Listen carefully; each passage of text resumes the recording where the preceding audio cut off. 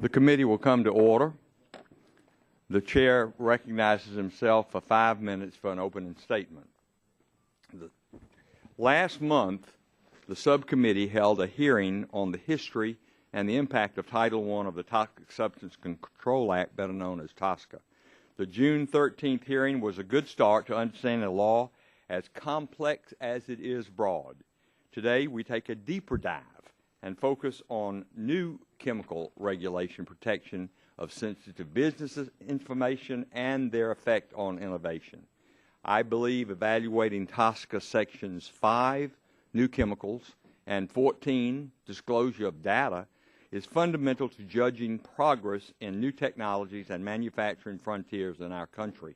Testimony in our June 13th hearing supports this notion.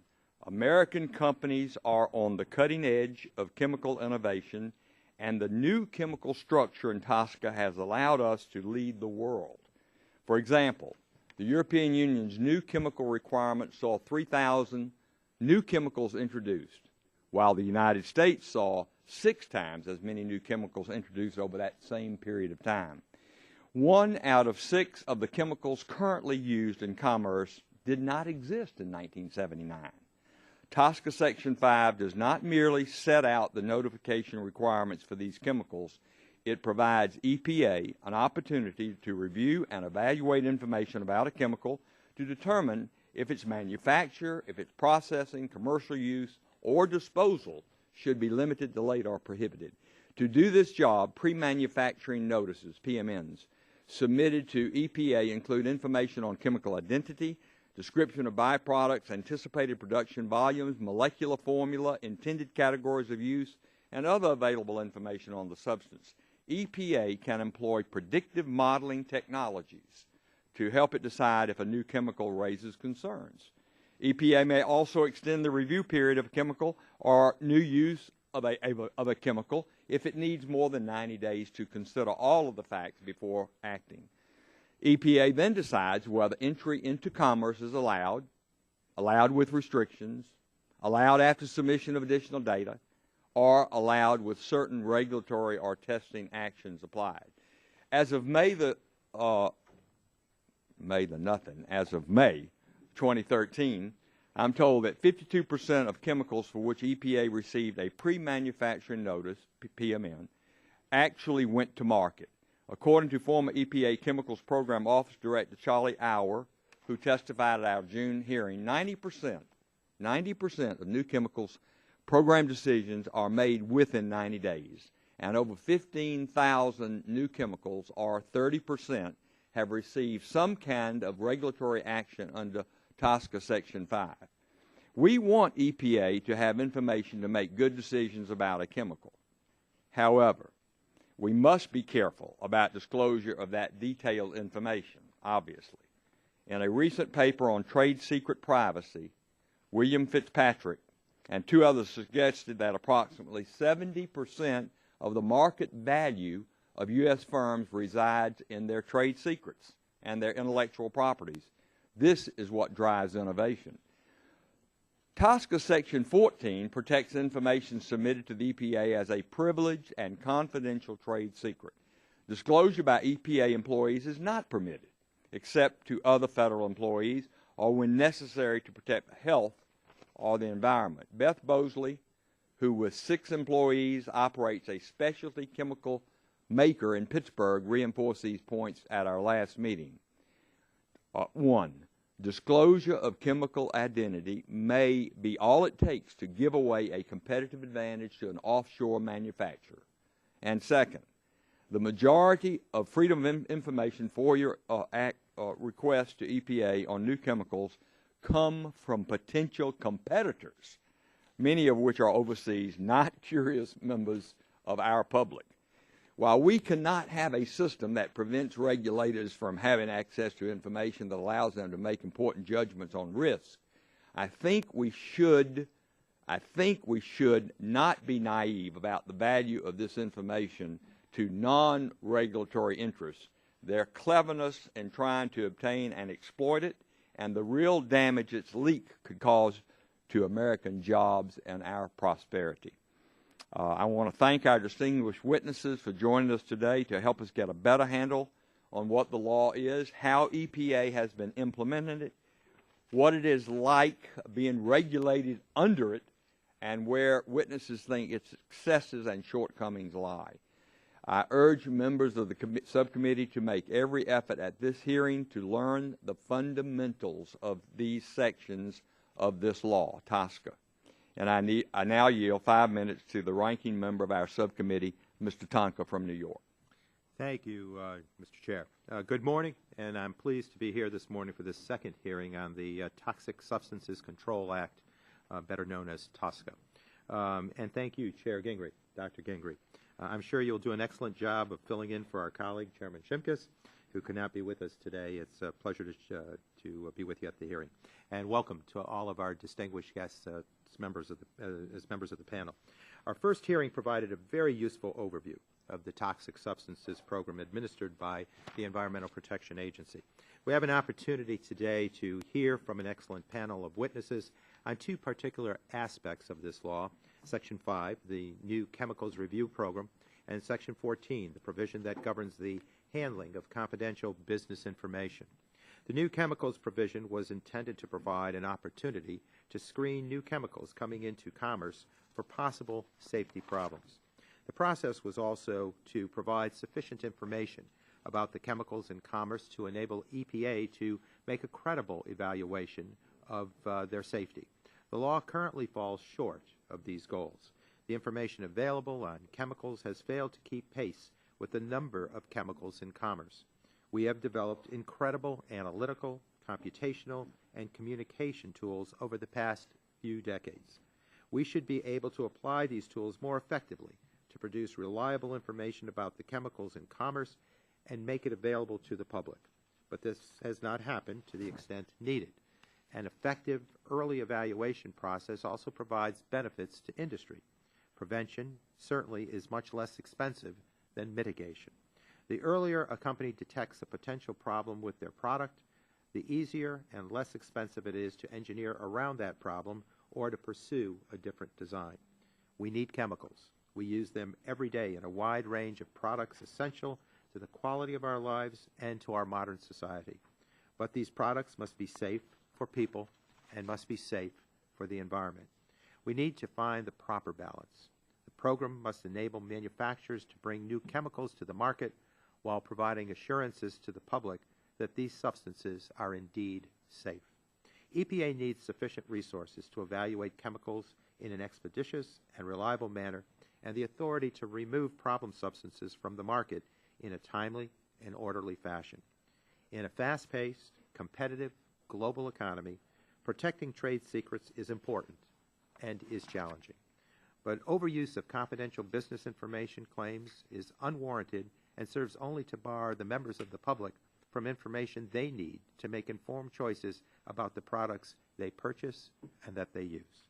I expect we will hear a variety of views today on the type and extent of changes that are needed to improve this law. Working together, however, we can update and improve this law so that it works for everyone. I look forward to the testimony of all of our expert witnesses, and I thank you all for participating this morning and for sharing your views on what I believe is an incredibly important topic. Thank you. With that, Mr. Chair, I yield back. I thank the gentleman from New York, and if there are any other members seeking time for an opening statement, seeing none, the chair wishes to recognize Mr. Latta for the purpose of introducing the first two of our witnesses, and I yield to the gentleman from Ohio. Well, I thank the chairman for yielding to me, and I appreciate it. I'd just like to introduce our two first witnesses today, and both from Ohio, and from the Buckeye State. We like to stick together. Yeah, our first witness that will be testifying today is Mr. Craig Morrison, and Mr. Morrison is the President and Chief Executive Officer of Momentum Performance Material Holdings and is its operating subsidiaries. And it's based in Columbus, Ohio, and Momentum is a world leader in specialty chemicals and materials.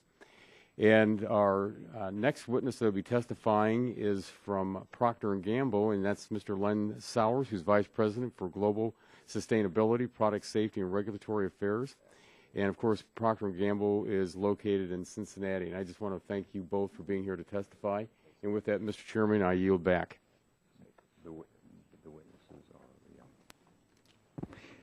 and I will now introduce our other three witnesses. Mr. David Isaacs. He is Vice President of Government Affairs for the Semiconductor Industry Association. Welcome, Mr. Isaacs. Dr. Rainier Loman. Dr. Loman is a professor of oceanography from the University of Rhode Island. Welcome, Professor. And last but certainly not least, Ms. Heather White, Executive Director of the Environmental Working Group. So I welcome all of our witnesses, and our first witness, and we'll start with Mr. Morrison. You are recognized for 5 minutes. I want to tell the witnesses that I'm going to have a soft gavel, so don't worry about, I'm not going to let you go 10 minutes, but I certainly could let you go 5.5 to 6. In anything that you want to say that you don't get time to say, I ask unanimous consent for that to be submitted for the record. Here none so ordered, and we will start with Mr. Craig Morrison. Thank you, Mr. Chairman. Good morning. I'm Craig Morrison, President, Chief Executive Officer, and Chairman of Momentum Performance Materials based in Columbus, Ohio. I'm testifying today on behalf of the American Chemistry Council, the ACC, where I'm currently Chairman of the Board of Directors. On behalf of the ACC and our members, I'd like to thank the Chairman and the committee for holding today's hearings. Momentive is a world leader in the development and production of specialty chemicals and materials. Momentive chemistries are used in thousands of products that enhance the safety, convenience, and efficiency of modern life. Our products can be found in automotive, energy, construction, personal care, electronics, and many other segments. In fact, Momentive materials can be found in the semiconductors produced by some of the members of the Semiconductor Industry Association, represented here by my fellow panelist, Mr. Isaacs. Momentive has over $7 billion in sales and operates 90 manufacturing facilities in 37 countries, including 35 manufacturing facilities in 18 states in the U.S., which provides approximately 4,000 American women and men high-paying manufacturing jobs. Innovation is critical to the survival and growth of our industry and the downstream industries that we supply. To remain a market leader, our process of research, development, product testing, and introduction is nearly constant. That is why an efficient, effective process to evaluate and approve new chemical innovations is vitally important to the chemical industry, and while I'll be focusing my comments on Section 5 of the Toxic Substance Control Act, known as the New Chemicals Program. There's broad agreement among industry and other stakeholders that TSCA needs to be reformed in order to reflect modern understanding of chemicals and today's scientific knowledge. We've been encouraged by the recent introduction of the bipartisan Chemical Safety Improvement Act in the Senate, and by this committee's interest in examining current law to gain a better understanding of needed reforms. But it's also widely understood that TSCA's New Chemicals Program works well, a fact that has been reinforced by senior officials from previous administrations of both political parties. New chemicals undergo a thorough but efficient multi-step regulatory review before being approved for manufacture and marketing. This well-functioning framework has three particular strengths. First, the program ensures a scientifically robust review of the potential hazards and exposures associated with a chemical substance. Second, it allows the EPA to tailor the process to fit the specific characteristics of an individual chemistry. And third, the process and timing of EPA's review generally meets demands of the marketplace.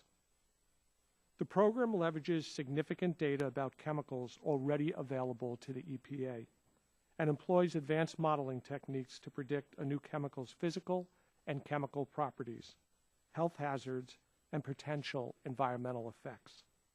Section 5 also gives the EPA, which it regularly exercises, to request more testing and data about a new chemical if the agency feels it's necessary, and to manage potential risks appropriately. This sophisticated risk-based approach reduces the cost of innovation and time needed for review and approval of new chemical products. It has facilitated a dialogue between manufacturers and regulators that has helped industry move away from potentially problematic chemistries and has enabled the introduction of even safer and more sustainable chemistries. Momentive submits, on average, 10 new chemistries for review each year and has submitted approximately 120 new chemistries for review over the past 10 years. Thanks to the EPA's efficient and well-functioning process, 90% of these new products introduced in the last 5 years have been able to come to market without the need for new animal testing. The advantage created by TSCA's Section 5 for American innovation and competitiveness is clear. For example, the chemical industry invests $11 billion on average each year in research and development. Roughly 20% of all U.S. patents are chemistry related. 3 times more chemical innovations are brought to the market in the U.S. than other major regions of the world, such as Europe and Japan. And taken together with abundant, affordable supplies of domestic natural gas, the current new chemicals programs helps create a strong incentive for companies that rely on chemistry to invest in the U.S. In fact, as of June 2013, more than 100 new plants, expansions, and restarts of previously shuttered sites have been announced, which is projected to create 310,000 new American jobs by 2020. TSCA's Section 5 established a rigorous process to evaluate and approve new chemistries in a way that protects health and the environment, enables continuous innovation, and allows new transformative products to come to market. Ensuring that this remains the case as part of any new effort or reform to modernize TSCA should be a top priority. Thank you very much for allowing me to participate, and I'm happy to answer any questions. Mr. Morrison, thank you. And we'll now hear from Mr. Lynn Sours, Vice President of Global Sustainability with Procter & Gamble. Mr. Sours, 5 minutes. Thank you, Mr. Chairman, and Ranking Member Tonko, members of the committee. Thank you for inviting me here today. As has been said, my name is Lynn Sours. I am the Vice President for Sustainability, Product Safety, and Regulatory Affairs at the Procter & Gamble Company. P&G is the largest consumer products company in the world. Our products are used by 4.6 billion people around the world every day. We have operations in nearly 80 countries, and 99% of American households have at least one P&G product in their home. Since our founding over 175 years ago, innovation has been integral to everything we do and has been critical to our success. To support our innovation efforts today, we have dedicated R&D facilities in 5 continents, and we employ over 9,000 R&D employees. P&G supports comprehensive modernization of TSCA for 2 primary reasons. First, federal action is urgently needed to enhance consumer confidence in the safety of the ingredients that they use in their everyday household products. And secondly, reform will give states confidence in a strong federal chemical management system and thereby avoid a patchwork of varying requirements across multiple states, which will slow innovation and increase complexity. I would like to turn now to the regulation of new chemicals. Over the past 30 years, P&G has either submitted or been the major contributor to over 175 pre-manufacture notices. From our experience, we believe that both the law and EPA's governance of the new chemicals program have provided for scientifically robust reviews of the potential hazards and exposures of new chemicals entering the U.S. market and ensured appropriate health and environmental protection. There are many strengths to EPA's new chemicals program. One is the ability to tailor customly the data submitted in a PMN to the specific new chemical, as opposed to requiring a minimum data set. This approach assures that the information which is necessary and relevant to evaluate the safety of the chemical is received. EPA also utilizes modern science, such as sophisticated predictive models, and structure activity relationships to evaluate new chemicals. New safety data is only requested when necessary to make decisions, thereby avoiding unnecessary animal testing. EPA is very receptive to pre-submission consultations with companies to help them plan for and anticipate the needs that EPA will have during their review. And finally, when deemed necessary, EPA has broad range of regulatory tools that they can use to limit exposure to a new chemical. New chemical review is a key element of TSCA. It is P&G's opinion that the new chemical provisions of TSCA function efficiently and effectively. Now I'd like to turn to confidential business information. P&G invests over $2 billion annually in research and development. We have a significant interest in protecting our new-to-the-world chemistries and confidential business information from public disclosure to our competitors. We rely heavily on the protection of confidential business information afforded by Section 14 of TSCA to remain competitive in the marketplace, and are very concerned with EPA's recent decision to reverse current practice and publicly disclose the specific structure of chemicals for which companies currently consider confidential when the health and safety studies of these chemicals are made public. P&G fully supports transparency when health and safety information in EPA's administration of TSCA Section 14, and we agree that all health and safety data should be made public. But the disclosure of specific, confidential chemical identities is not needed for one to understand the safety of a new chemical. Structurally descriptive, generic chemical names, like those P&G provides today on its website as part of our consumer information program, are sufficient. For example, consider P&G's development and market introduction of Tide cold water laundry detergent. P&G scientists discovered a new technology that enabled consumers to get the same cleaning performance in cold water as they expected in hot or warm. This innovation enabled them to save money on their energy bills and meaningfully decrease their greenhouse gas emissions by no longer having to heat water for laundry. P&G submitted 2 PMNs to EPA to create Tide cold water. Over 150 pounds of safety data were submitted with the PMN, and we requested that the specific chemical structure of our new technologies be kept confidential to prevent our competitors from piecing together the required chemistry needed to duplicate the formula. P&G's development costs of the 2 PMNs totaled about $150 million. EPA's new interpretation of TSCA Section 14 would have meant disclosing to competitors those confidential chemical identities and allowing them to benefit from our work without an investment on their part. A modernized TSCA must continue to strike the right balance of protection of confidential business information with public access to health and safety information about chemicals in commerce. Mr. Chairman, Ranking Member Tonko, thank you again for the invitation to testify this morning. P&G values our partnership with you in this subcommittee, and we remain committed to working with you to develop a practical, scientifically sound chemical management program that strengthens protection of human health and the environment and ensures U.S. leadership of sustainable innovation in the global marketplace. Thank you. Mr. Sours, thank you. Next witness, Mr. David Isaacs, Vice President of Government Affairs, Semiconductor Industry Association.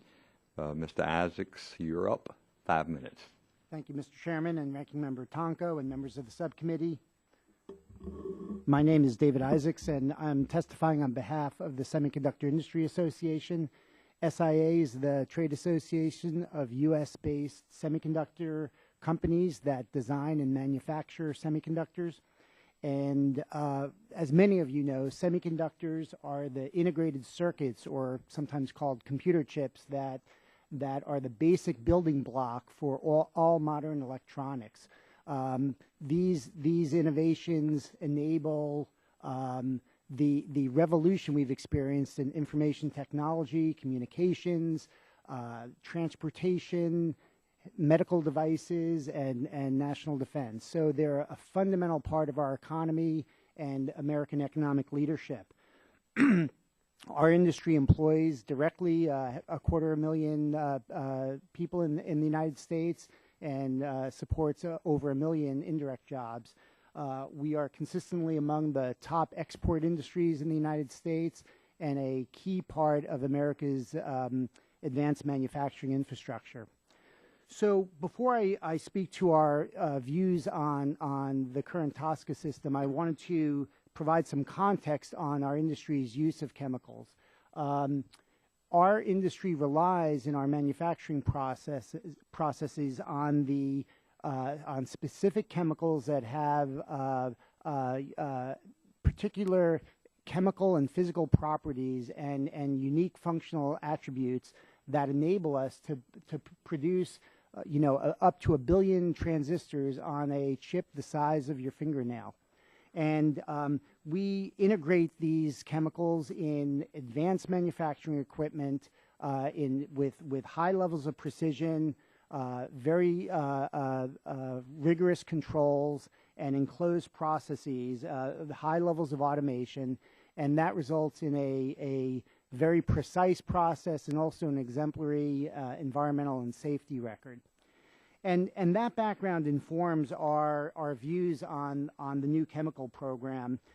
We believe that the existing program generally strikes the right balance between environmental protection and the approval of new chemicals that help drive our innovation.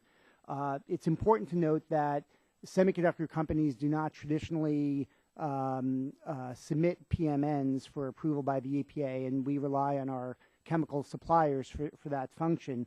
But we have a strong interest in ensuring our access to new chemicals that can help drive our advances. The key attributes of the current system are the risk-based approach, and as others have mentioned, the tailored and customized evaluation of chemical uses. In our industry, the unique attributes of our manufacturing processes result in very low levels of risk and exposure, and we believe that very much needs to be kept into account in any reform efforts going forward. My testimony outlines other attributes of the system that we think are very important, such as an expedited time frame that allows speed to market, and critical exemptions for activities like research and development. And then, of course, the protection of confidential business information is critical to our industry as well. Our industry is very much driven by intellectual property. We invest, on average, 18% of revenue into R&D. Last year, that amounted to $32 billion in R&D investments. And we are a leader in patents, and many of our processes are protected as trade secrets.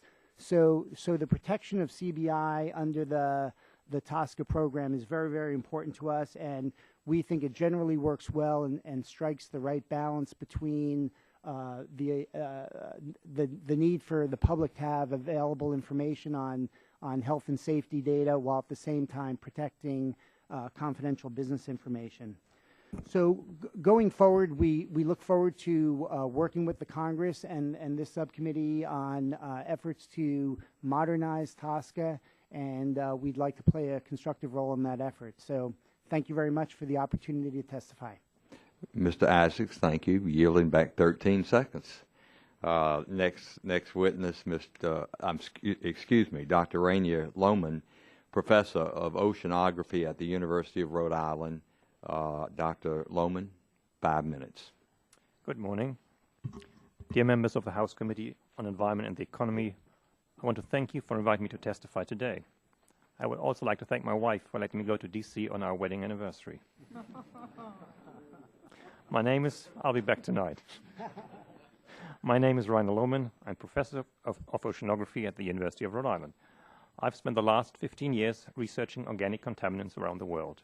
My written testimony contains several more recommendations on TSCA reform that I worked on with my colleagues Dr. Heather Stapleton from Duke and Dr. Ron Heitz from Indiana. I will use excerpts here.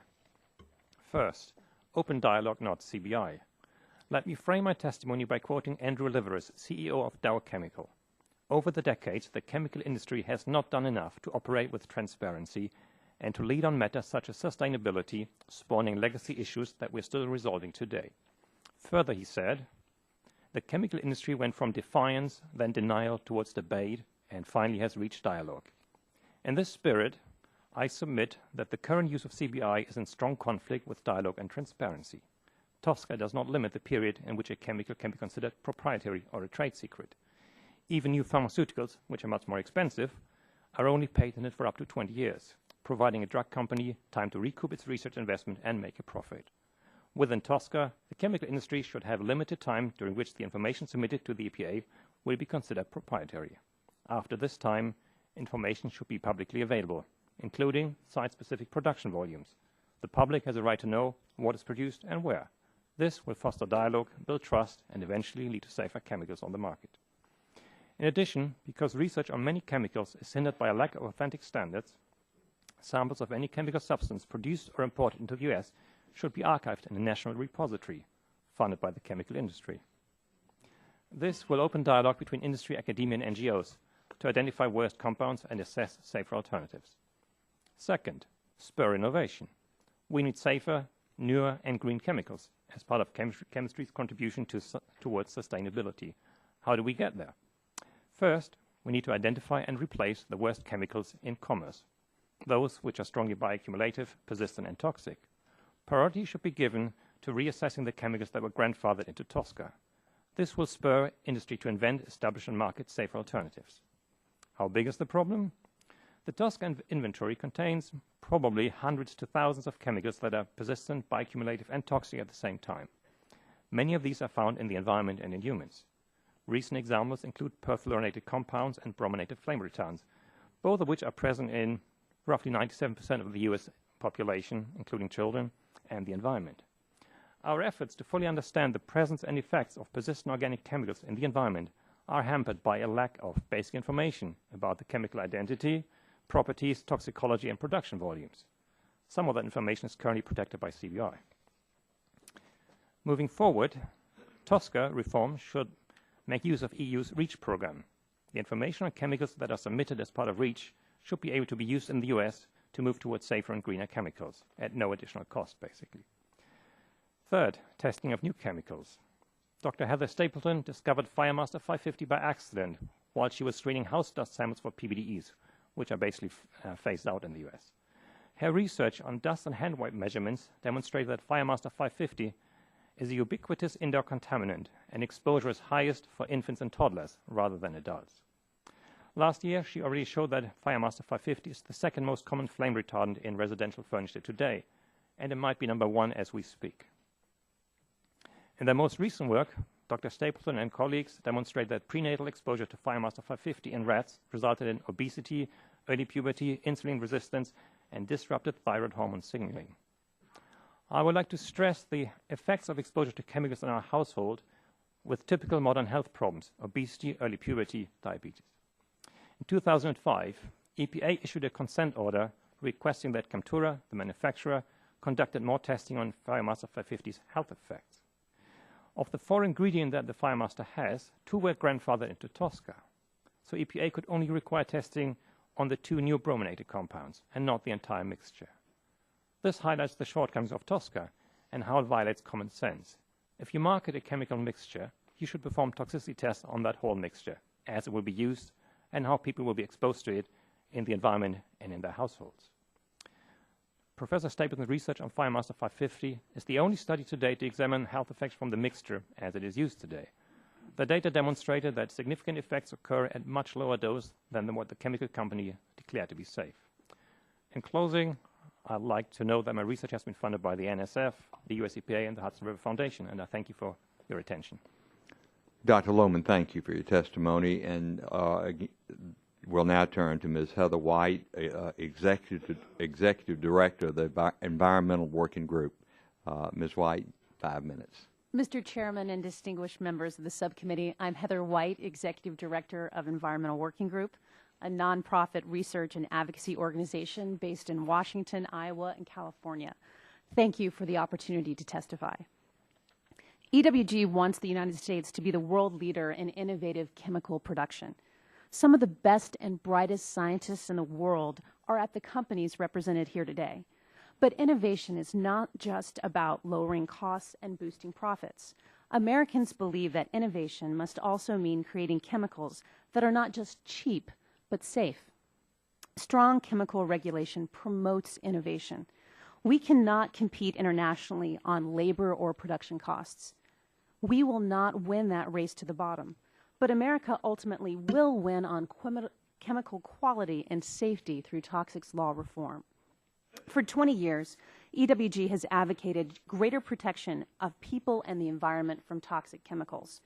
Our groundbreaking research detected nearly 300 toxic industrial chemicals in the umbilical cord blood of newborn babies. The reality is, industrial chemical pollution begins in the womb. Yet, a century into the chemical revolution, we still don't know what these low-level exposures to substances, alone or in combination, do to our health, especially our children's health. No one has basic answers, not the government, academic researchers, or the chemical industry. In 2010, the President's Cancer Panel concluded that the number of cancers caused by toxic chemicals is grossly underestimated. Americans have lost faith in a chemical regulatory system that they suspect, with good reason, doesn't protect them and their children. Many of these chemicals have not been adequately tested for safety under the Toxic Substances Control Act. Its new chemicals program is woefully inadequate, and its secrecy provisions threaten human health. There are three major problems with the new chemicals program. First, most Americans assume that a chemical can't be sold until proven safe. Not so. A chemical company can get a new chemical on the market today without providing any information about the toxicity of that chemical. Companies do it every day. In fact, 85% of the pre-manufacturer submissions have zero information about the toxicity of these new chemicals. Second, EPA faces a chemical catch-22. The agency cannot demand more test data without solid evidence that the new chemical could be unreasonable risk, and it cannot come up with that evidence without the test data. The law places the burden on EPA, not the manufacturer, to determine whether a new chemical is unsafe before it goes into use. The trouble is that chemicals are entitled to a presumption of innocence. That works in criminal law, but that shouldn't exempt chemicals from investigation. Not surprisingly, EPA attempts to restrict less than 10% of new chemicals. Finally, chemical makers don't necessarily know how the chemical might be used when they make it. After a new chemical is approved, they do not have to tell EPA when the planned use changes. As for secrecy, the current law's confidential business information scheme is a regulatory black hole where critical information goes in and little comes out. Even the intelligence community declassifies highly sensitive information after a while, but TSCA confidentiality claims never expire. Companies have a legitimate interest in keeping some information confidential, but unwarranted claims directly threaten human health and the environment. TSCA permits a manufacturer to claim confidentiality without substantiation for virtually any information it submits to EPA. Confidentiality claims mask the identities of nearly 2/3 of all new chemicals introduced since 1976, including substances used in consumer and children's products. Chemical makers assert that secrecy protects their competitive advantage, but they know very well that competitors commonly reverse engineer their products. Everybody else is left in the dark. Ordinary citizens, first responders, workers, medical personnel, independent researchers, state and local governments, and fence-line communities that are often hotspots of chemical exposure. We deserve better. Congress can overhaul the broken toxics law to protect public health and the environment, and at the same time spur development of better, safer, innovative chemicals. Thank you, and I welcome any questions you may have. Thank you, Ms. White. We will now turn to questions from the members of the subcommittee, and each will have 5 minutes. And I will say to the members, if you decide to speak for 4.5 minutes and give a speech, and then ask a question in the last 30 seconds, I will let the witness respond to the question. And I will begin yielding to myself for the first 5 minutes. And my first question is going to be to Mrs. How do you say that? Mrs. Morrison, Sours, and Isaacs, it's the first three witnesses. How do TSCA regulations for new chemicals and new uses and TSCA provisions on the production of confidential business information affect your ability to innovate? Mr. Morrison first, then Mr. Sours, then Mr. Isaacs. Thank you, Mr. Chairman. For us, innovation is our lifeblood, and what allows us to succeed and our economy to succeed is delivering performance capability to our customers, such as the two gentlemen to our left, with unique products, and our chemical formulations are at the heart of those products. What TSCA has allowed us to do is drive that innovation, also ensure that it's safe from a health and environmental standpoint, but protect the necessary information so that it's not disseminated to foreign governments, et cetera.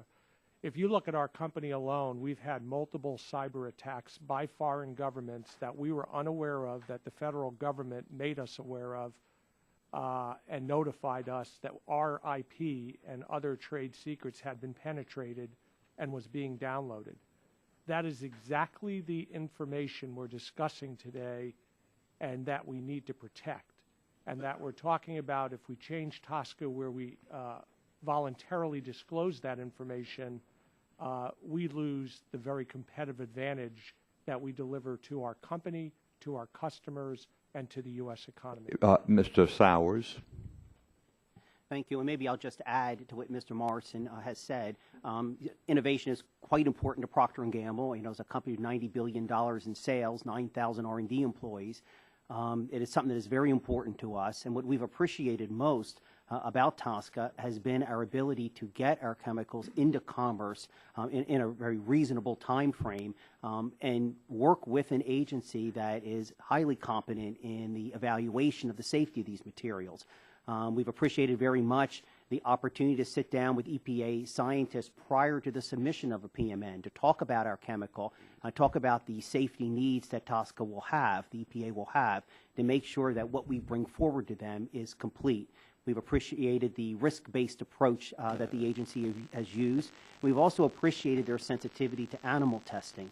The Procter & Gamble company has spent about $300 million over the years developing methods to prevent the needless killing of animals for safety testing through the development of predictive methods, structure-activity relationships, modeling, and things like that.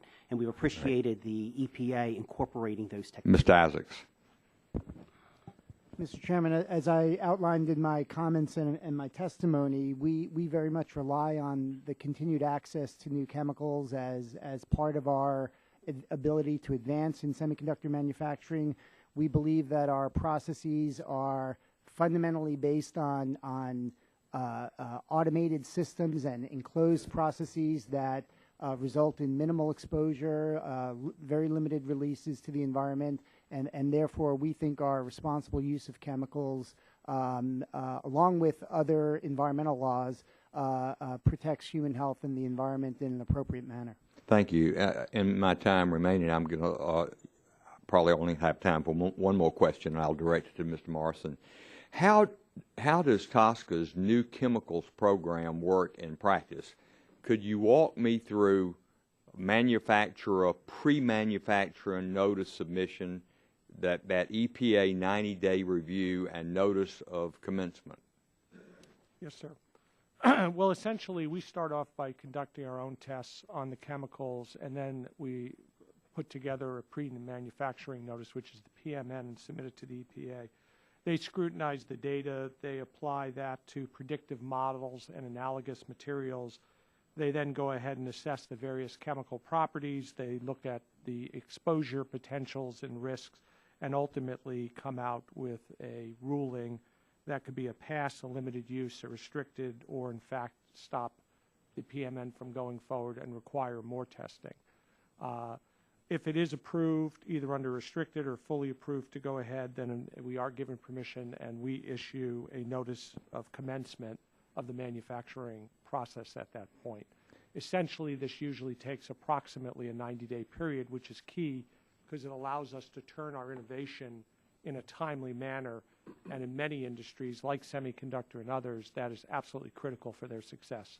You heard the testimony from Dr. Loman and from Ms. White, and their concerns. Are there any exemptions, exclusions from the new chemicals provisions of TSCA?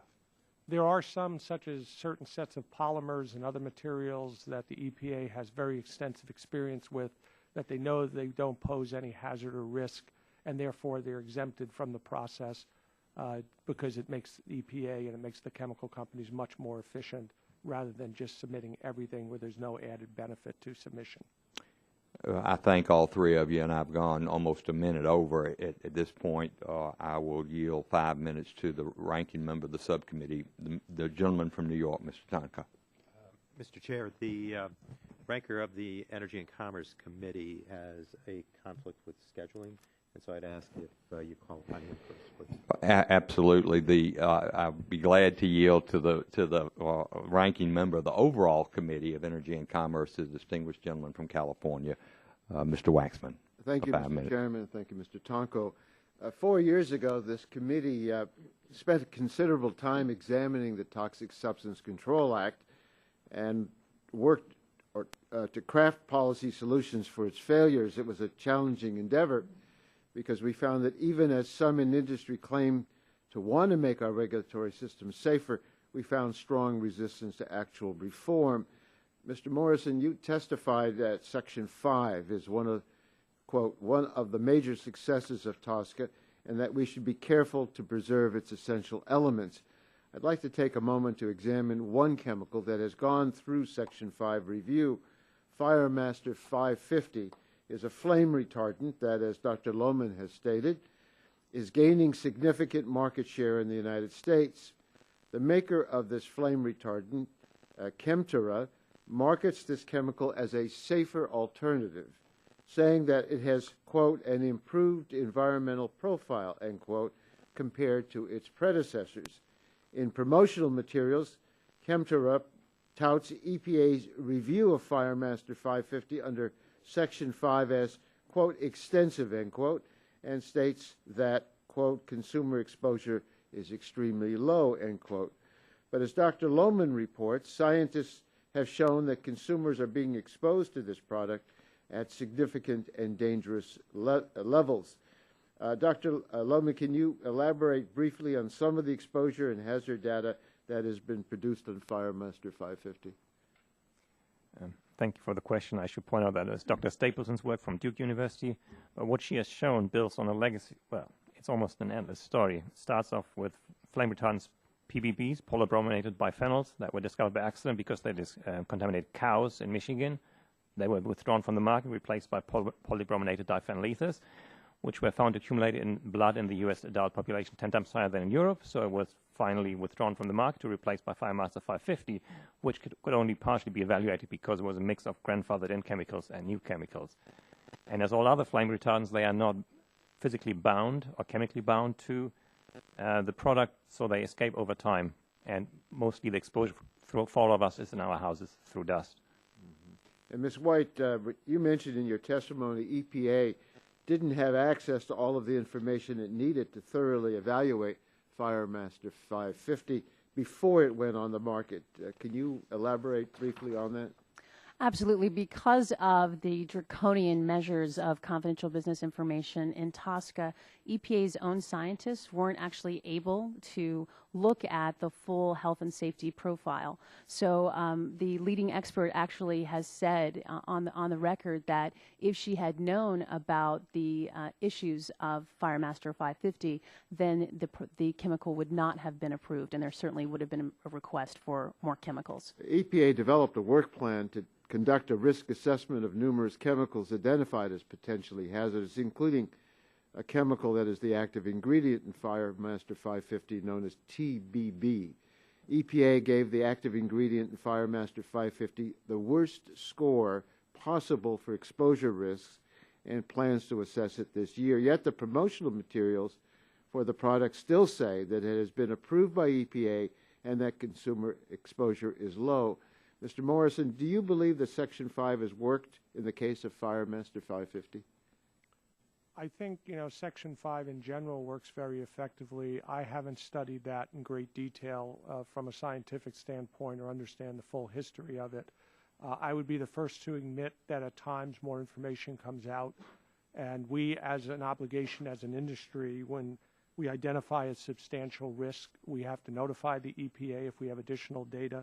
Additionally, if the EPA determines there's an unreasonable risk, they have every right to go back in and revisit the chemicals. So you would go back and revisit it. But Ms. White, what do you think? Do you think that Section 5 worked in the case for Fire Master 550?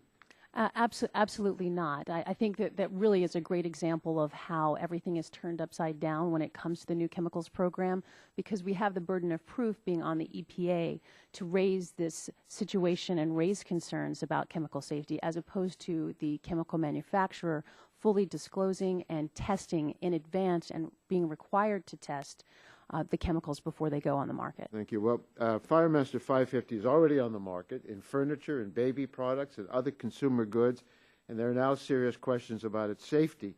And I guess the question that I think that raises is, would it have been better, would the public been better served understanding these risks before it was brought into widespread use? I'd like to introduce, Mr. Chairman, into the record a letter from the Center for International Environmental Law dated July 11, 2013.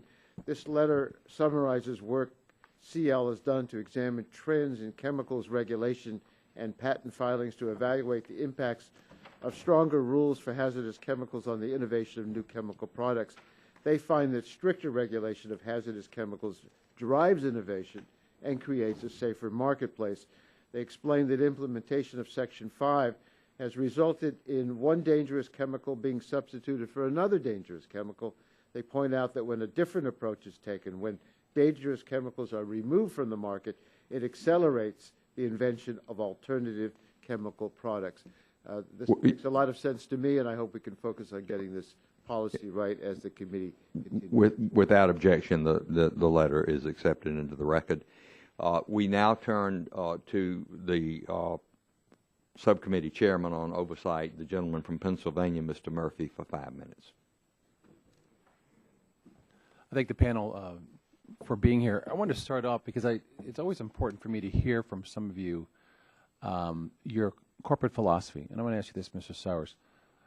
Your corporate philosophy with regard to dealing with the health and safety of your customers and your employees when it comes to developing chemicals. Could you just describe to me what that is? Sure. Thank you, Congressman. I mean, I can't think of anything more important to Procter & Gamble than the safety of our customers and employees. 4.6 billion people use our products every day. So it is imperative that we ensure that the products we put on the market are safe for them and safe for the environment. I think to illustrate that best, my department at Procter & Gamble has 700 employees in it, 200 of whom have PhDs in sciences related to human and environmental safety. So everything we evaluate to go into the market has a thorough and comprehensive risk assessment prepared for it to ensure that it's safe. Mr. Isaacs, do you have a comment on that? Well, as an industry, I think we have a similar dedication to the protection of the environment and our workers. My written testimony highlights some of the successes we've had in substituting or phasing out materials of concern in our processes and reducing emissions, and that remains a very high priority for the industry globally. And again, Mr. Sours, in the developing of chemicals in your company, do you, and following what you said as far as your mission of corporate responsibility, do you review chemicals and make decisions that some of them should not be brought to the market because, in your determination, they are not passing muster for health and safety? Yes, sir. We go through a complete evaluation from the beginning of the first proposal by our technologists, evaluating in the beginning if we show that materials will be problematic as they are marketed, for example, show unreasonable sensitization, toxicities associated with the various organs or things like that. If we think those issues will be a problem considering the exposure that individuals will get to them, we will stop them. We have done that in many instances. As a company, we chose not to market nonylphenol ethoxylates, which were a major surfactant because of environmental quality and their inability to be completely biodegraded. So those decisions are made every day by our toxicologists. Thank you. And now for Mr. Morrison, Sours, and Isaac, a question too. As Congress is probably going to be dealing with the TTIP, that's dealing with the transatlantic free trade agreement coming up, one of the questions that's going to come up is with regard to regulations between the United States and European nations, and particularly I'm sure that the question of sharing of CBI with state and foreign governments, the TSCA permits, et cetera. I wanted to ask you if any of you are anticipating any concerns in terms of should states and foreign governments be permitted access to CBI, or if you begin to put any thoughts into how this would be handled. Mr. Morrison? Yeah, at this time, we do not, as the ACC or I as the CEO of a company, support sharing CBI with foreign governments. We don't feel we have the ability to control and protect that information. We do take a different stance on sharing information with states where they've demonstrated an ability to protect the information as well as an applicable use around safety or environmental purposes. But we do not feel secure in today's environment passing out CBI information internationally. So we would not support that. Let me expand this into three of you as it goes through, because this is something we're going to have to deal with in terms of regulatory issues, how the United States and the EU will deal with these issues to make sure that any products that are sold across the Atlantic from either side, dealing with their environmental concerns and our environmental concerns for health and safety of customers. So how do each of you, what are your thoughts on, does the EPA protect trade secrets while still providing a mechanism for evaluation of safety and health review? I'll start with Mr. Morrison. Yeah, I think there's a very much a capability to share the pertinent information without giving chemical identity and other things that we currently protect. So the important aspect around safety, environmental, et cetera, we feel we're very capable of sharing that. What we don't agree with is sharing the proprietary information such as chemical identity. Do you feel that they protect that information, or does it get out? Well, we have ability to protect that with generic names that we've talked about before, but we're afraid if you gave out chemical identity, once it goes to other governments, you lose control of the ability to protect chemical identity. A few more seconds. Mr. Sours, with regard to the EPA protecting that proprietary data while still providing information and they help them evaluate health and safety, do you feel confident that they protect that proprietary information? Yes, I do. And I think there's a balance that needs to be weighed here. There is no CBI with the EPA itself. I mean, they get full access to all the information and the specific chemical names. I mean, they have full access, so they're able to make their evaluation. And then a generic, less descriptive chemical name is given, and that is what is made public, which allows the public to be able to draw their own conclusions about the material. And as a toxicologist, that information that is provided is sufficient for individuals to make evaluation and draw to corollary materials for which there is available information. Thank you. Mr. Chairman, I see my time has expired, but I would hope that that question could also be forwarded to the other panel members and ask for their response as well. Thank you. Thank you, Mr. Murphy. We now turn to the ranking member from New York, Mr. Tonka, for 5 minutes. Thank you, Mr. Chair. Reviews by the Government Accountability Office and testimony that we had heard at our last hearing indicated shortcomings with respect to Section 5 of TSCA. Last year, EPA announced a work plan to conduct a risk assessment of numerous chemicals identified as potentially harming children's health, causing cancer, or posing other health concerns. Several of these chemicals were reviewed under TSCA's Section 5 New Chemicals Program, but made it on the market anyway. So to Dr. Loman, my question is, if we suspect a chemical harms children's health or has another serious effect, shouldn't we try to understand that before it goes onto the market rather than after? I would fully concur. You would expect these days that we would first make sure chemical is safe before we produce it. Unfortunately, that's not the way it works in this country right now. Well, how could a stronger Section 5 provide proactive protection for the American public? What you see happening in Europe under the REACH program is that manufacturers have to take responsibility for their product and have to convince the regulatory agency, in this case the European Chemicals Agency, to show that their product is safe in its different uses. So the manufacturer has to go all the way through from cradle to grave, what I'm producing is safe, where it's going to be used. And that kind of approach really means the responsibility is with the person or the company who makes it, and they have to show it's safe. And that, I think, is a much more forward-looking approach than just having to say, here's a new chemical, EPA, just evaluate it quickly and we'll market it anyhow. Thank you. Ms. White, you testified that the current structure of Section 5 leaves EPA without the data it needs to effectively evaluate chemicals, and that the structure creates a disincentive to producing those data. Could you please elaborate on that? Absolutely. So EPA right now is not able to require testing before a chemical goes on the market. If the industry has tests, it's supposed to disclose them. But in order to request more information, it has to find two things. That one, there's an unreasonable risk of injury, or two, that the chemical is going to be manufactured in such a high volume that there would be a significant human exposure. So what happens is there is this chemical catch-22, which EPA has to try to figure out that there may be a risk, but it can't require testing until it's evaluated testing. So it is this really difficult cycle. It's like grading students without actually asking them to take a test.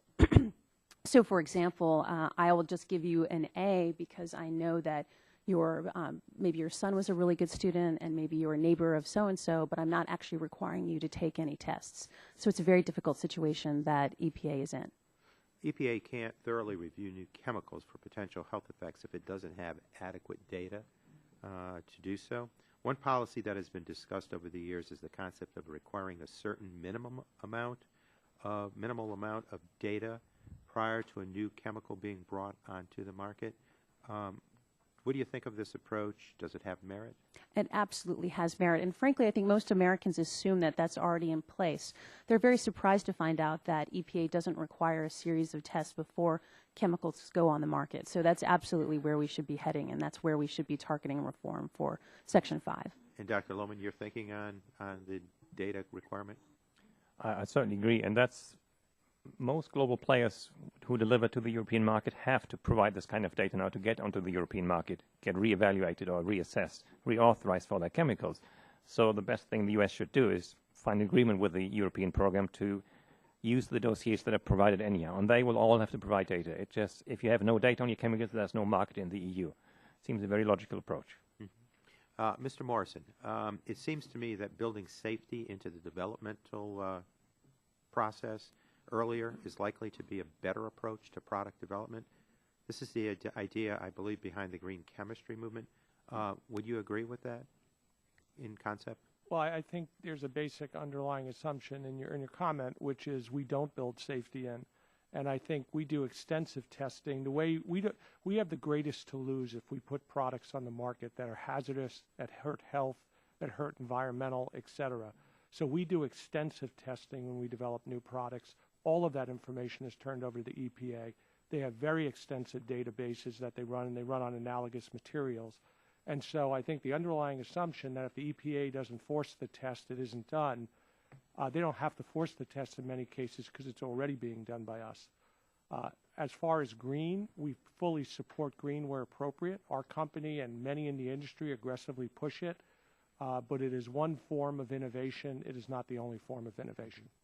Is there any chance for added safety by requiring the submission of a basic safety data set as part of the initial pre-market review process? I actually think it would have an adverse effect because what you have to take into account is the workload you would put on companies and EPA. You would take the higher hazardous and now be swamped with all chemicals there when there are much more effective and efficient ways to deal with the vast majority. And so you're creating an unneeded workload, which I believe would add very little or no benefit and would in fact just swamp the EPA, and they wouldn't be able to prioritize their resources. It would also kill innovation. The reason we produce 3 times more chemical innovation than Europe, Japan, and others is because I think our process works very effectively. I guess I'm also hearing that they might require more resources for EPA also to develop that plan. But I believe I've extended my amount of time, so exhausted my amount of time, so I yield back. Thank the gentleman. And we now turn to the gentleman from West Virginia, Mr. McKinley, for 5 minutes.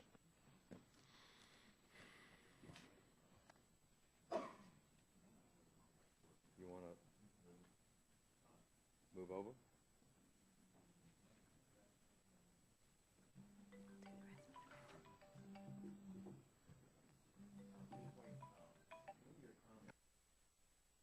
Whether I heard it properly. Did I hear you say that often products going to the market are not confirmed prior to going to market for toxicity? That's correct. According to EPA, 85% of the pre-manufacturer notices, this approval process for chemicals, do not have toxicity data. They have not submitted that to EPA. Are you contending then that, are you suggesting that they are trying to circumvent something by doing that? I'm suggesting that the system is broken. There actually isn't incentive for testing. There is an incentive not to test, because if you don't... Do you think that they're testing themselves? If they are, they're required to give that to EPA. Okay, thank you. But in 85% of instances, they don't. The other three panelists, can you respond to that? I thought that was an interesting comment. I guess I did hear that properly. Yeah, you want to respond back to the going to market without testing for toxicity? You know, where appropriate and data is required, we of course test for toxicity. And the idea that we would put out products where we thought there was a risk simply for economic reasons, first of all, it doesn't make any economic sense because the risk would overwhelm any sales potential. B, we apply the tests that are appropriate, but we don't blindly apply all tests to everything. It's not economically viable either. So I think the underlying assumption is one I don't agree with. Sour? Yeah, and I think we got to distinguish between the EPA's ability to do an evaluation of a chemical and then the toxicity data that's being mentioned here. You can evaluate the safety of a material without having animal toxicity data. There are other avenues available to you. The EPA has at its disposal, you know, a vast database of animal data on historical chemicals, and they are experts in applying structure-activity relationships and productive modeling type systems to evaluate the safety of materials. So just because they don't get new animal testing data on a chemical that's coming in does not mean that they don't have an ability to evaluate that chemical for safety. Thank you. Mr. Isaac? Yes, sir. We actually think there would be a benefit to improved tools and better predictive modeling at the agency. And we also think that increased access and transparency to existing data that's out there would benefit the system as a whole. I understand that EPA is making some efforts in that direction, and we look forward to seeing the results of that. I'm just let me thank you for your responses back on that. I'm just curious. The fact that apple juice has arsenic traces arsenic in it, should we be banning the drinking of apple juice in America because there's a trace level of toxicity in that material? Ms. White? We would not say we need to ban apple juice, but it's certainly a cause for concern when we have all these situations where these low doses of chemicals, and arsenic is a different situation, but when we're talking about chemicals that are manufactured and not required to be tested before they go on the market, that is shocking for most Americans. I just, Ms. White, I think I'm with you more than you realize, but I'm also wondering how often we get to maybe hysteria levels on some things. When we're burning coal, we have the issue of toxicity that people use some exaggerated numbers and fears that are unwarranted, and it puts the fear in the minds of people. And the same thing with some of the. So I really do appreciate the responses that we've had here today. If people are going to market without checking for toxicity, whether it's internal or through the agency, I think we need to determine that. But it sure sounds like that the companies are doing their job themselves, it appears. And I would hope that we wouldn't be putting out false concerns to the public if they're out there on that. So with that, thank you, and I yield back the balance of my time. Thank the gentleman, and now I turn to the gentleman from California, Mr. McNerney, for 5 minutes. Thank you, Mr. Chairman. I thank the witnesses this morning. I think it's pretty clear there's a conflict between the industry's legitimate wish to keep trade secrets confidential and, on the other hand, the risk of releasing chemicals whose long-term and low exposures health impacts may not be very well understood, especially when they're put in an environment where they're going to be mixed with other very complex chemicals. So everyone understands that it's in the industry's interest to have consumer safety and consumer confidence. There's no problem there. And it's our duty, it's our job as a committee, as a subcommittee, to try and resolve that conflict. We're going to do the best we can, and appreciate your participating this morning.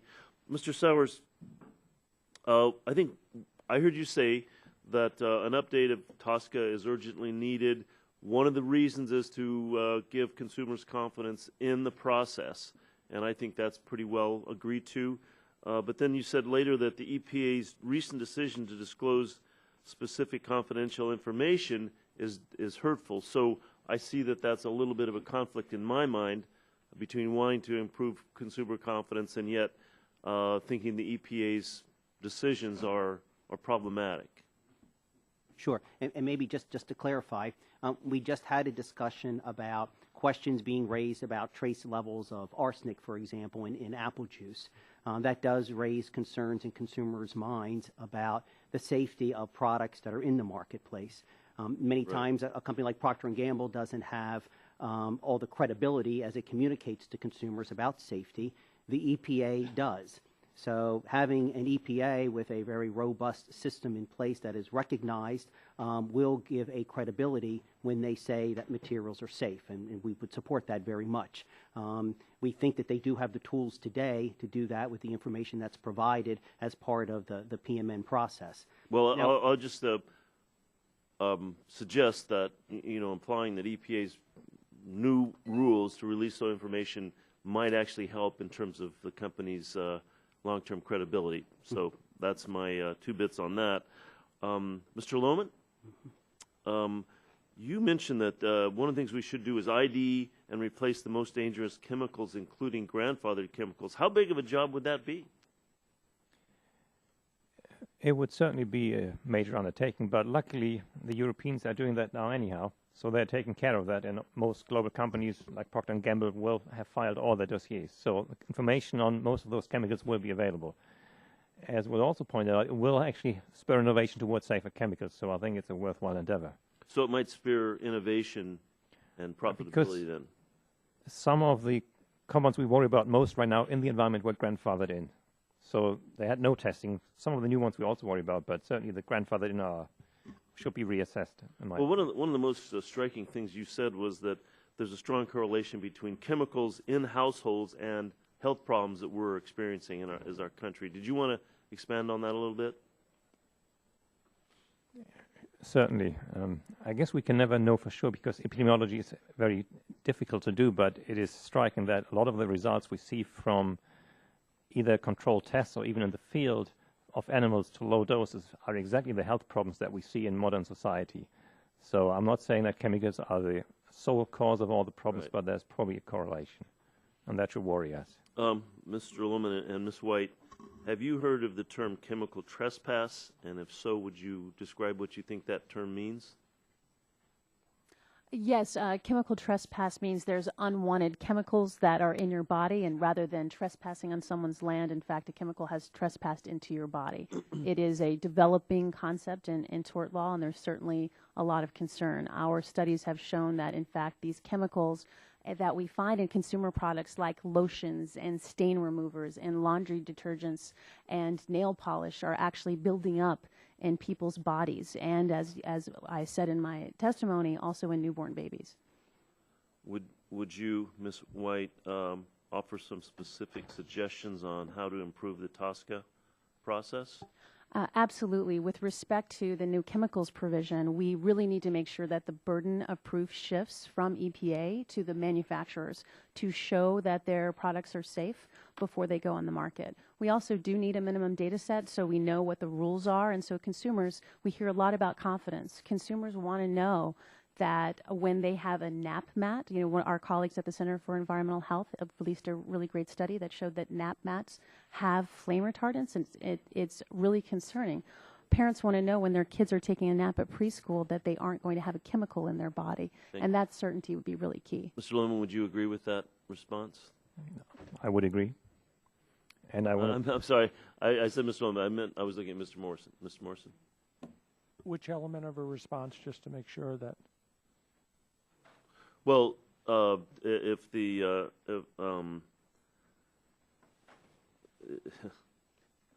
well, I'll let my time expire on that.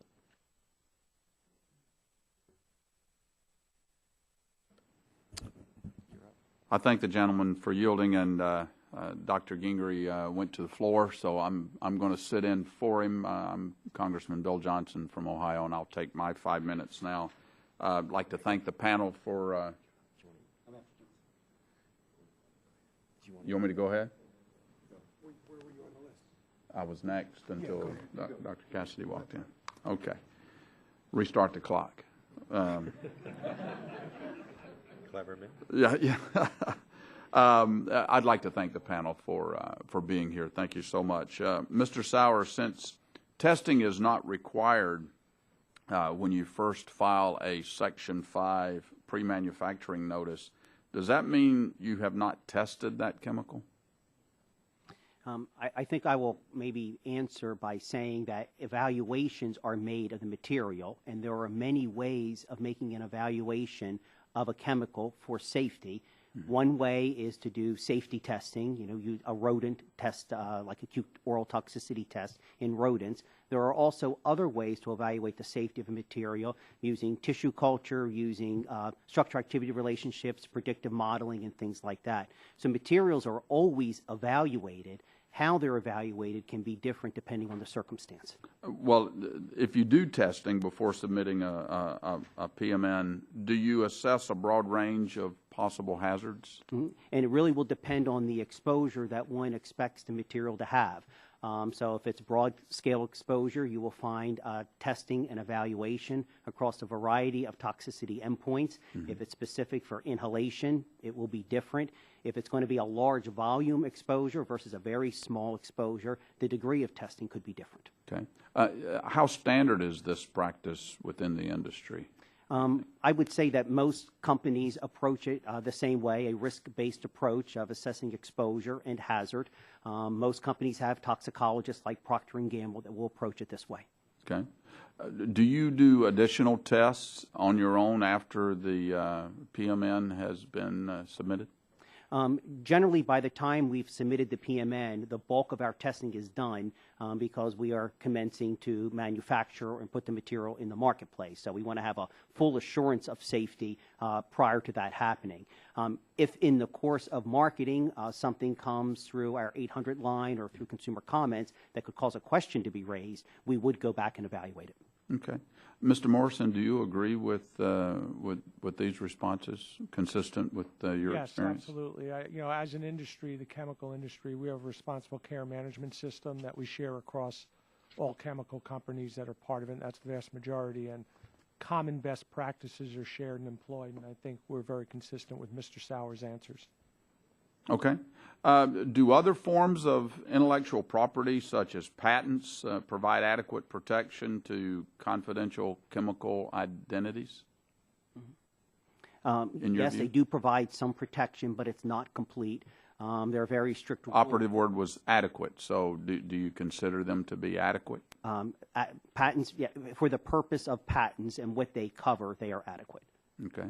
Mr. Morrison. There's much confidential information that's not covered by patents, and so while patents are affected for the actual material that's under a patent, that's fine, but there's many others that come under trade secrets that are just as critical to our business, and we don't patent for very specific reasons.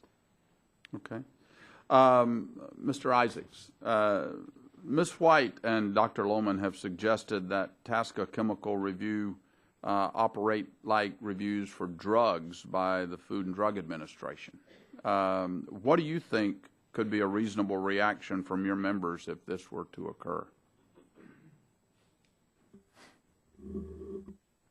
Well, of course, I'm not an expert in the drug review process, but I think that would not be the right approach. I think that would be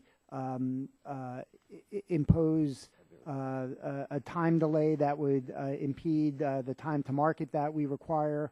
But at the same time, the key point that we'd like to emphasize in all this is the need for chemical assessments to be tailored to the risks and exposure to the use in question. And we're confident that in our industry, with the high degree of controls that we impose on our processes, that the exposure and releases are very, very low, and the chemicals that we use are done safely and responsibly. Okay, all right. Mr. Sours, back to you. Doesn't Europe require manufacturers to submit a minimum information set on new chemicals? Yes, as part of REACH.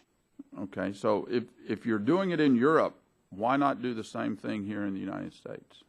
I think this is what we appreciate most about TSCA, is that the amount of data that's submitted is tailored to the chemical and the exposure that individuals can expect from it and its toxicity. If I think of like Procter & Gamble, a new chemical that's going into a laundry detergent, for example, there will be vast exposure to that. So that is something you want to have a full, complete toxicity data set on. And you can contrast that all the way back to maybe an intermediate in manufacturing for which there is no exposure. So really the amount of data needed for something like that is minimal. So this ability to tailor the amount of information to the need of the chemical to assure safety is really the best approach. Okay, well, thank you. Thank you all for your answers. This time we'll go to Mr. Barrow from Georgia. Thank you, Mr. Chairman. Something we've talked a lot about is the overclassification of confidential business information problem here. We haven't talked much about efforts to declassify stuff that's no longer necessary. Mr. Morrison, in your written testimony, I think you talk about a voluntary effort that's underway between EPA and industry to try and declassify stuff that's no longer needs to be confidential. Can you tell the committee what that effort looks like? Yeah, well, it's essentially with the EPA, there's an effort to identify what you might consider obsolete and information that doesn't have to be classified anymore, and actually working through a backlog of that and declassifying. And it's one of the areas of opportunity that we think, as the new bill comes out, hopefully, that we can be more progressive about and more effective with, both in classifying originally on a CBI basis, but also declassifying. And building on that, in talking about conflicting demands between the right to know, between claims that everybody has a right to know everything about this and there's a legitimate interest in keeping things confidential, I want to shift focus a little bit from competing demands about the right to know to a more pragmatic understanding about what we can do to share information to folks who have need to know. For example, Ms. White, in your testimony, you talk about the needs that some folks have, the legitimate needs of first responders in emergency situations. And Mr. Morrison, you've talked about efforts to declassify stuff that no longer needs to be kept confidential. Is there any kind of process that y'all can agree on that would sort of, if not address completely to everyone's satisfaction, the issue of everyone's right to know, would still result in a practical dissemination of stuff to folks who have a need to know? Is there some kind of process that we can agree on that would move us forward in that direction? Mr. Morrison, then you, Ms. White. There is actually a process in place now that when an emergency situation happens, a spill, other type of emergency situations for emergency responders, there is information that's mandated, including material safety data sheets, et cetera, which are very explicit, and the upfront section is all about emergency response to that particular material. So when you're in an emergency situation, either health or environmental, the rules change automatically, and we disseminate information on an as-needed basis. So that's already addressed, but we'd certainly look forward in the new TSCA bill to see if there are any gaps that we could be more effective. Ms. White, how would you address that subject? I would say that we all basically want the same thing. We want to make sure that chemicals are approved by a trusted regulator and that the chemical industry is vibrant. I think there's a lot of opportunity here for us to come up with sunset provisions, for example, for confidential business information, also to make sure there's resubstantiation within a certain amount of time. I think that there is an important carve-out for medical personnel and emergency responders, and there's a real opportunity for us to work together. Thanks. Mr. Sours, it'd be a poor dog that won't wag his own tail. And since you won't do it, I'll do it for you. I've enjoyed my visit to P&G's facility in Augusta back in 2010. I'm looking forward to my next visit coming up in the fall. Can you share with us anything about you talked about the importance of not creating any disincentives for innovation in this area. I know there are conflicting views about whether or not total dissemination of everything is going to actually promote innovation. What were the disincentives you'd want to avoid in any kind of revamp of TSCA? I would say that anything that would lead to a loss of competitiveness, and I think this is where the CBI comes in. I think that there's a balance that can be brought between ensuring that everyone has the health and safety information that they need to be able to make a conclusion on a material and the ability to protect competitiveness for companies like Procter & Gamble. Now, I think the process today where the EPA is given full disclosure of all information, even that which is confidential, enables them to make an assessment. And then the public release of the health and safety information with the generic descriptive form of the chemical enables individuals to get an understanding and draw parallels to other materials that are in the marketplace to ensure health and safety. So I think there can be a balance that can be brought there. And I hope you all understand that with votes pending on the floor and no time left on the floor, I'm going to yield the rest of my time. Thank you so much. Thank you, Mr. Chairman. I thank the gentleman for yielding back. We'll go now to Dr. Cassidy from Louisiana. Let me stress there's no time left to increase my anxiety level. I apologize. I stepped out, so if y'all address some of this, I have questions kind of across the board. Dr. Loman mentioned that REACH in Europe is requiring a lot of things that, frankly, I gather make some of your proprietary information held by a government agency regarding some of the testing, and I tried to Google it, and REACH is a long, long PDF. And I think your point, Dr. Loman, was that, heck, Dr. Ginger's back. heck, this is already being required. It's just being required by the Europeans, not by us. That's kind of an interesting argument. What would you all say to that? Why don't we just do what the Europeans are doing? Because, frankly, if they're doing it, then your chain is only as strong as the weakest link. Then the Europeans are kind of the weak link, perhaps, in some of this, so to speak. Or maybe the strong link. But how would you all respond to that? I mean, we operate under both REACH and the EPA current guidelines, and we find REACH to be excessively bureaucratic, and we don't find it necessarily adds incremental benefit.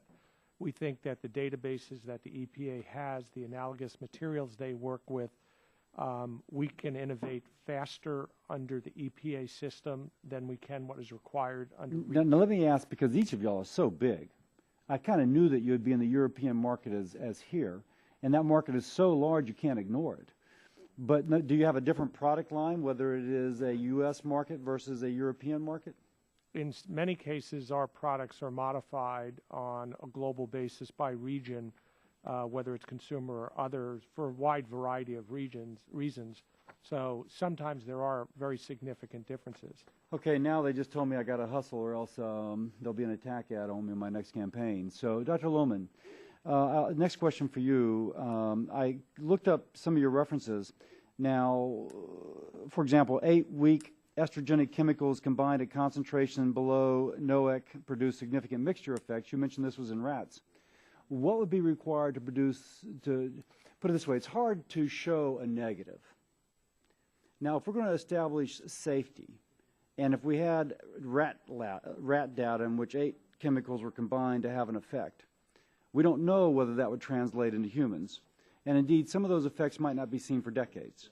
So I guess my question would be, at what point, these guys could be tied up forever proving safety of something, but you can't ever prove quite that something bad's not going to happen.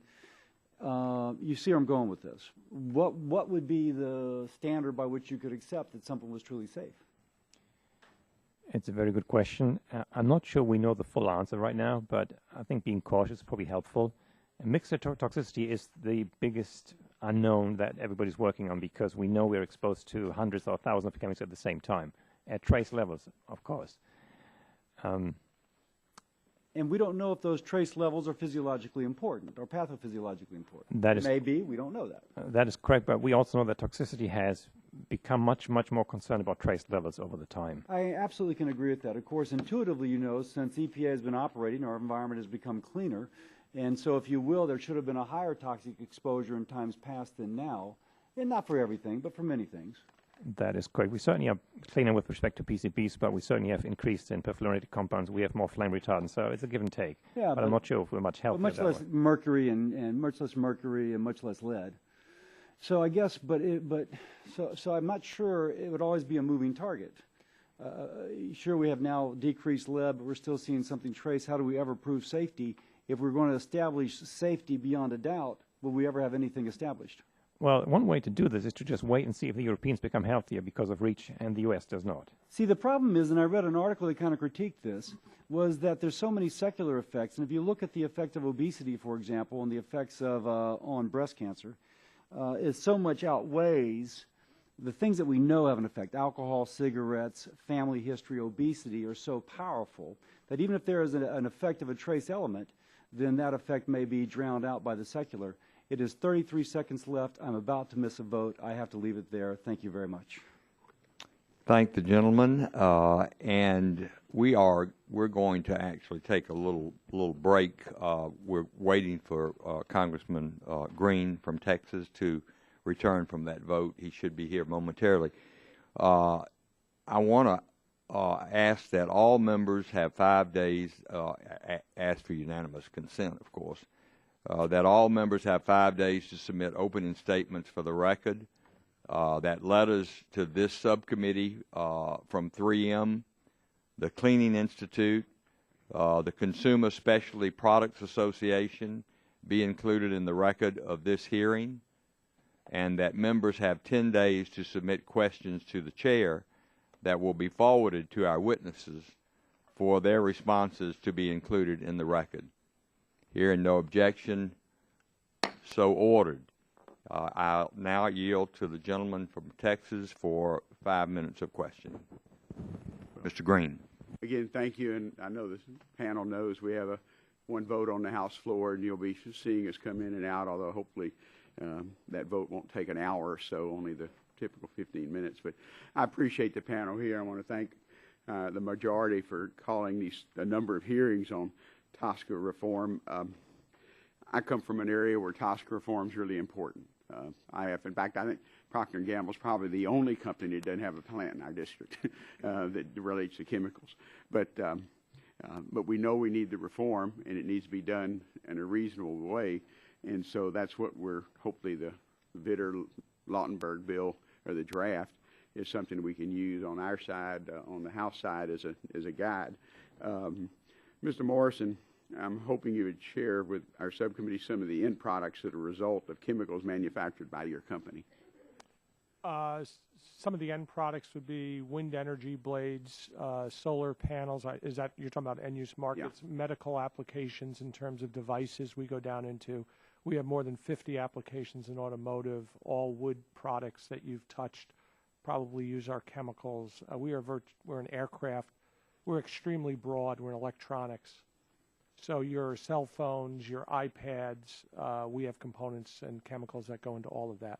Well, one of the things we may need to look at as a committee, that certain chemicals we may have a higher standard for baby bottles, for example, or for bottles of Diet Coke or water or anything else than we would for windmill blades or even automotive parts that we're not going to have contact in. So, that's one of the things we need to factor in on some of the issues. Do you believe the chemicals developed by Momentive could have developed under the regulatory regime of the European Union? In some cases, yes, but in other cases, we believe that the speed is not there, that it's a much more bureaucratic system. It now requires a minimum data set. It doesn't react as quickly. And so in some cases, we would not be able to innovate at the same rate. And that's why the U.S. innovates at approximately 3 times the rate of the European Union on new chemicals. Well, as a side, since we're talking about a North Atlantic Free Trade Agreement, in having common standards, that's something we may need to deal with on a separate venue, and hopefully our committee will be able to deal with it instead of just adopting whatever the European community does.